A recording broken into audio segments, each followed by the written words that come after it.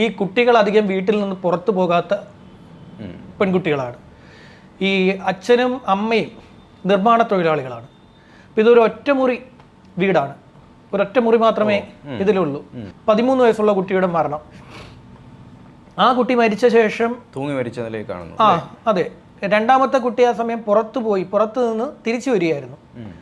അപ്പോൾ തിരിച്ച് വന്ന കുട്ടി നൽകിയ മൊഴി, പോലീസിന് നൽകിയ മൊഴി, അതായത് റേപ്പാണെന്നറിഞ്ഞപ്പോൾ പിന്നെ പോലീസിന് നൽകിയ മൊഴി 2 പേര് മുഖം മറച്ച് ഇറങ്ങിപ്പോകുന്നത് കണ്ടു എന്നാണ് ഈ രണ്ടാമത്തെ ഇളയ കുട്ടി, 9 വയസ്സുള്ള പെൺകുട്ടി മൊഴി നൽകിയത്.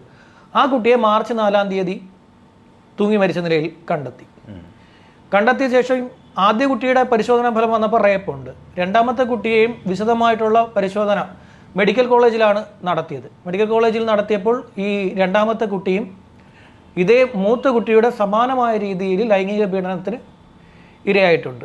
ആ കേസിലും പോക്സോ പ്രകാരം കേസെടുത്ത് അന്വേഷിക്കുകയായിരുന്നു. ഇതിൽ മൊത്തം 5 പ്രതികളായിരുന്നു.